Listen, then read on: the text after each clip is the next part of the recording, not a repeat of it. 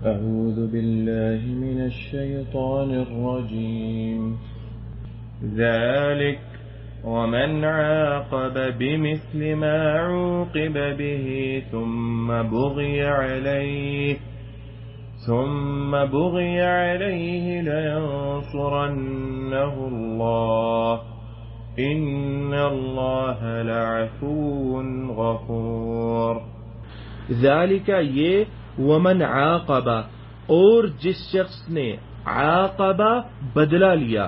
یہ عاقبہ جو ہے لفظ عقاب سے ہے. عقاب کا مطلب سزا یا عذاب کے معنی میں استعمال ہوتا ہے، لیکن یہاں پر سیاق و سباق کے مطابق عاقبہ کا ترجمہ کریں گے یا اس کی تفسیر کریں گے تو عاقبہ سے مراد یہاں پر ایک طرح سے بدلہ ہے.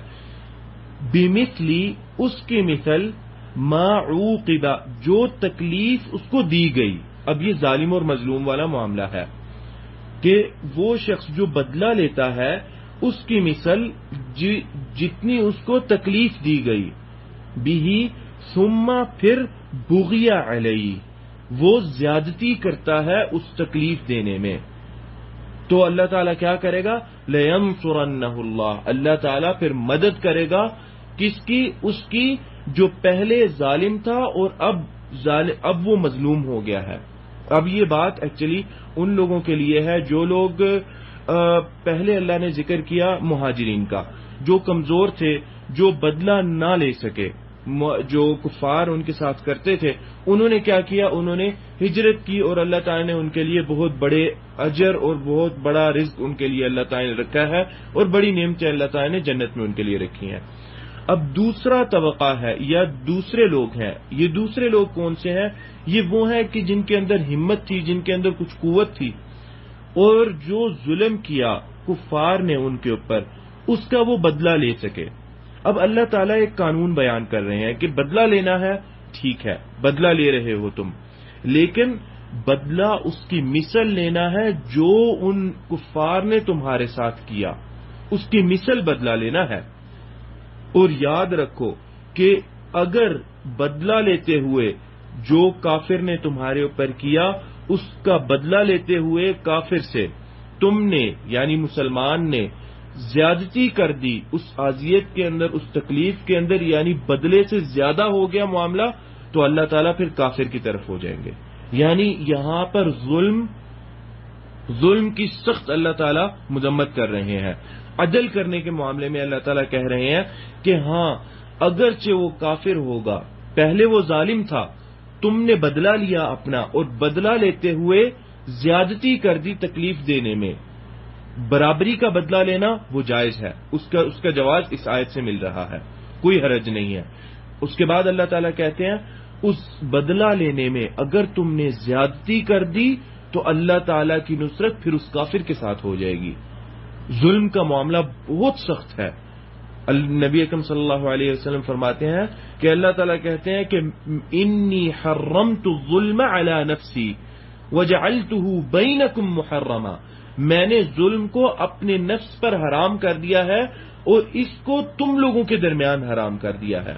اس لیے شیخ الاسلام ابن تیمیہ رحمہ اللہ فرماتے ہیں، کہتے ہیں کہ ظلم اگر کسی کافر معاشرے کے اندر نہ ہو، وہ عدل کے ساتھ چلتے ہوں، اللہ تعالیٰ وہ ان کے کافر ہونے کے باوجود اس معاشرے کو قائم رکھے گا، ان لوگوں کو قائم رکھے گا اللہ تعالیٰ اس عدل کی وجہ سے.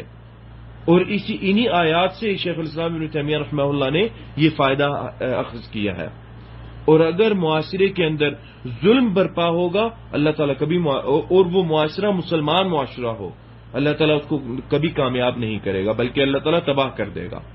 ایک مہلت ہے، اللہ تعالیٰ مہلت دیتے رہیں گے، اس کے بعد اللہ تعالیٰ تباہ کر دیں گے.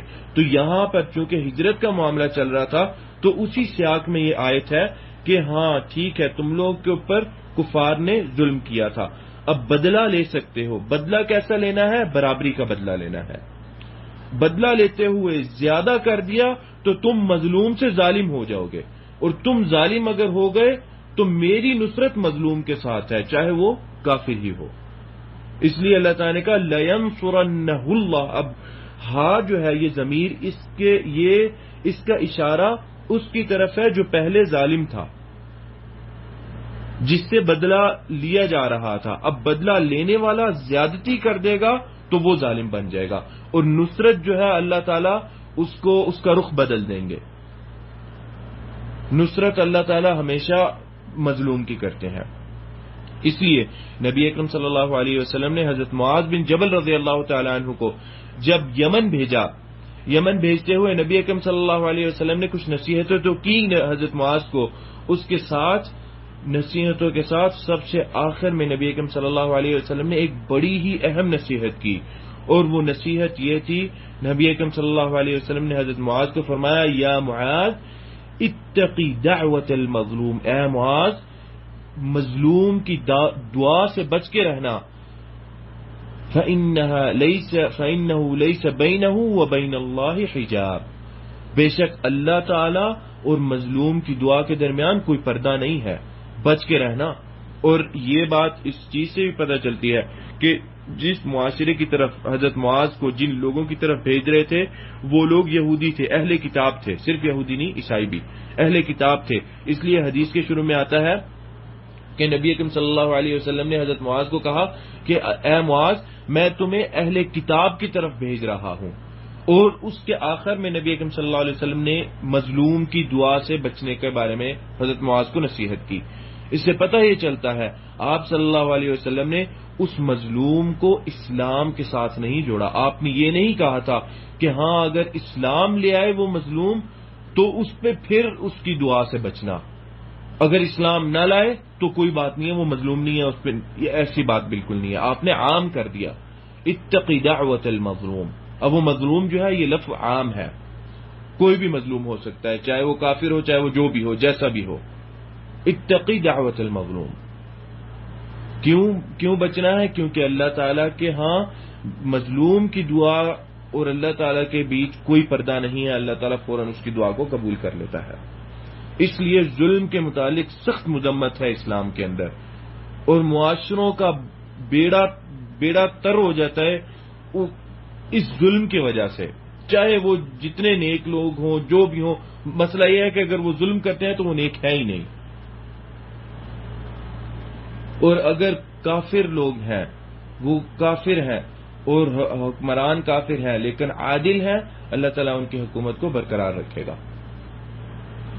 یہ ہے اللہ تعالیٰ کے احکامات پر عمل کرنے کی برکت، اور اس طرح کی چیزوں سے ہمیں پتہ چلتا ہے کہ ہم نے کتنا اللہ تعالیٰ کے احکامات اور کتنا اللہ تعالیٰ کی بتائی ہوئی باتوں پر عمل کرنا ہے اور چلنا ہے، اور کیوں چلنا ہے ہم نے اللہ تعالیٰ کی بتائی ہوئی باتوں پر۔ آگے اللہ تعالیٰ آیت ختم کرتے ہوئے کہہ رہے ہیں، ان اللہ، بے شک اللہ تعالیٰ، لعفون، بخشنے والا ہے، معاف کرنے والا ہے، غفور، بخشنے والا ہے۔ ایکچولی آیت کا جو سیاق تھا، ہر آیت ایک انداز سے ختم ہوتی ہے، اس کا ایک تعلق ہوتا ہے اپنی آیت کے ساتھ۔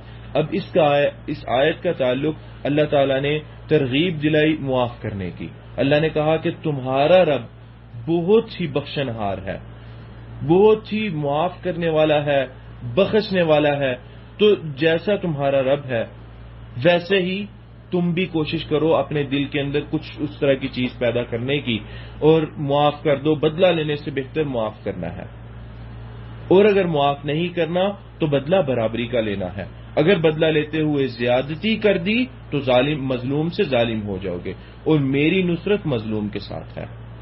یہ بات ذہن میں رکھو، یہ چیز بدلنے نہیں والی، یہ اللہ تعالی کا قانون ہے، سنت ہے اللہ تعالی کی کہ اللہ تعالی کی نصرت کبھی ظالم کے ساتھ نہیں ہوتی، ہمیشہ مظلوم کے ساتھ اللہ تعالی کی نصرت ہوتی ہے۔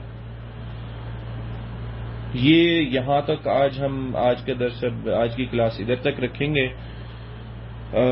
انشاءاللہ اگلی آیت، باقی آیات اگلے درس میں کریں گے انشاءاللہ۔ اللہ تعالیٰ سے دعا ہے کہ جو کہا اور جو سنا اللہ تعالیٰ اس پر عمل کرنے کی توفیق عطا فرمائے، اور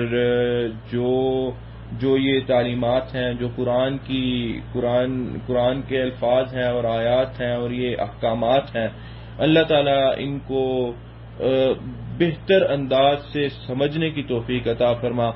اللہم فقہنا فی الدین، اللہم فقہنا فی الدین وعلمنا التأویل۔